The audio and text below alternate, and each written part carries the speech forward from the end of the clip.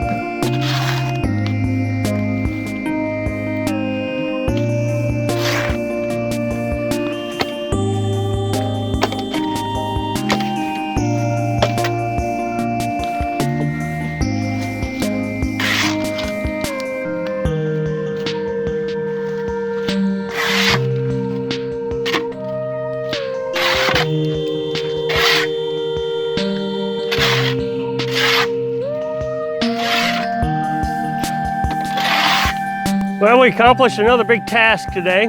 That metal that I was cutting up was from the trailer. Now, when I took it off, see, I only had to work the back half of the trailer. Someone else had taken apart the front part of this trailer where the tiny house is going to be.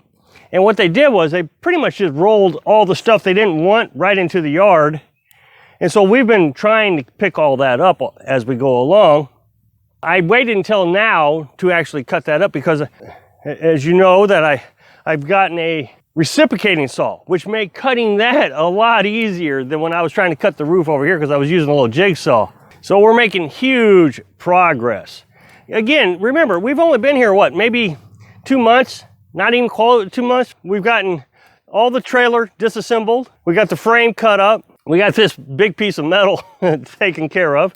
We've uncovered a huge slab of concrete here. We didn't know this was here. This was covered up by that metal.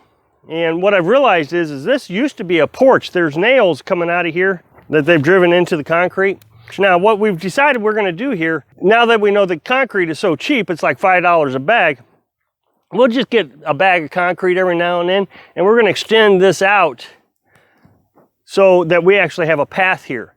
We've also gotten the floor framed on our tiny house. We've gotten the majority of this cleaned up. You know, we actually now appears to have a yard. The only part that I got to get cleaned up now is this mess, and I'll probably tackle that in the fall or winter, just because there's going to be snakes in there. There's going to be copperheads. I was actually a little bit leery about moving this tin roof, but it was kind of cool this morning, so I was hoping they'd still be underground or wherever they hide. Now, my personality is not the kind that keeps something just for the sake of keeping it, because you might actually need it for something one of these days. Well, this steel came off that back half of that trailer that we're building a tiny house on. I cut it up in 6 and 8 foot lengths. I had planned on taking it to the recycler. I can get $75 a ton. There's only probably a quarter ton there. So, I mean, it's not going to be very much money. 20 bucks at the most. Here's the biggest dilemma about using metal is I don't have any tools that I could actually use on metal. I don't have any saws, I don't have a welder. And if I did have the tools, like a welder, I don't have the electric to run it. But I could, you know, drill holes and that kind of thing to make it work. It wouldn't be welded, but it would be pretty strong. I got to thinking, I ought to keep some of it, at least, to build my well house. I could use the steel to build 4 beams that come up, just because it would be a savings of money. I wouldn't have to buy 2x4s. It's kind of the thinking. It'd be a little extra work, but that's okay. I mean, the work's not the problem. And so then I could build a well house here, use the beams for a roof. It wouldn't have a leaning roof or anything. It'd just be a flat roof, which is fine. by using it here, I probably would save more than, you know, buying lumber and that kind of thing. So, you know, if I had 20 bucks for the steel, or I spend 20 bucks on lumber, you know, it all comes out about even. So I'm going to use it, I think. When we walked in on this property, see, when we bought it, it had snowed, so we didn't see the scope of the cleanup that needed to be done. I mean, we knew there was a lot to clean, but we didn't realize that there was 1,000 diapers sitting over here that we had to clean up. When we came here, set up our camper, we walked around, we're like, man, this is overwhelming. Again, we've done it all in a month and a half, making a lot of progress. But the key is we've done it without electric. Now, I know that there's an argument, yeah, you got electric, yeah, we got solar panels that make 800 watts an hour. And we got a generator that does 2,000 watts. So it's not like we got a ton of electric. So we have to figure out how to plan our day and carry the generator back and forth, because, you know, I still use it for the well. So this morning I've carried it back and forth. I didn't have a good plan. So, you know, there's just a lot of extra things you have to do when you don't have electric. But we've done it all with just the generator and the solar panels. And we've, like I said, have accomplished a lot. I feel like we've accomplished more than most people would do with electric. Now, here's the thing. I work 3 hours a day on the property. I know there are YouTube videos out there criticizing me that I don't work enough hours, and, you know, well, there's 8 hours in a day, you should be working them. Well, I got other things to do also. You know, I do have a job that I have to try to maintain. Of course, that job has become a little bit less since the economic downturn, but I still have clients I got to take care of. I make these YouTube videos. You know, that takes a couple hours a day.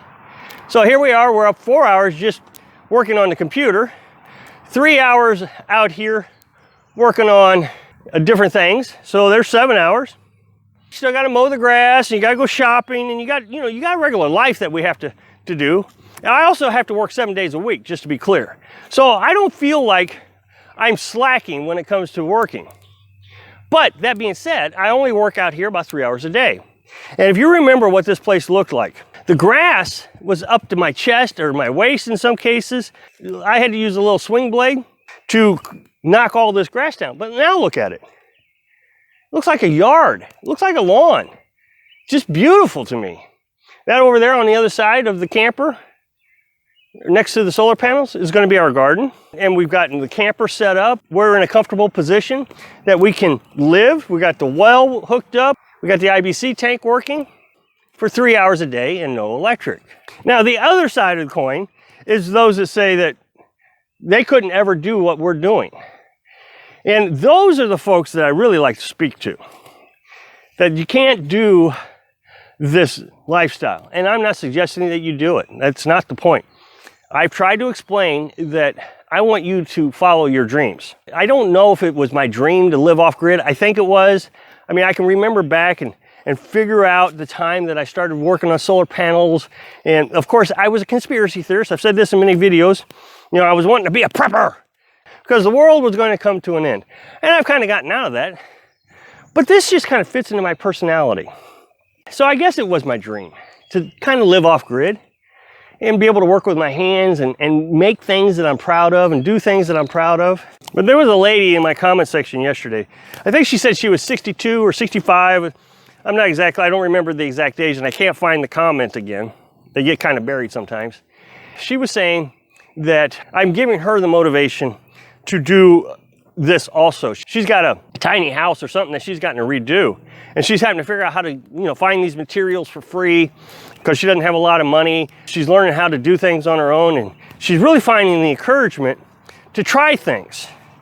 And that's exactly what I'd like for everybody to do, is to try things. I mean, I was out of shape when I started this, and I'm still pretty out of shape. I'm not like, fit or anything, but I'm feeling better all the time, and I'm doing better all the time. And I get where I can work longer and harder, get through the aches and pains a little quicker. Go out today and take a walk, just a 2 or 3 minute walk, if that's all you can do. And tomorrow, maybe you can do 4 or 5 minutes and work up to it. And then maybe if you, whatever your dream is, but maybe you can pick up a hammer at some point and hammer a nail and try to do something that you've never done before. So you can feel like the pride that I feel when I get something accomplished, like cutting up that tin roof today, or cutting up the trailer, or making the floor of my tiny house, or figuring out how to make an IBC tank, or concrete my well. There was so much for us to accomplish, and it was so overwhelming. And I just take it piece by piece by piece, and we've accomplished it, and I feel so good about things. And we're going to continue to work and build on. It's great. Thanks for watching.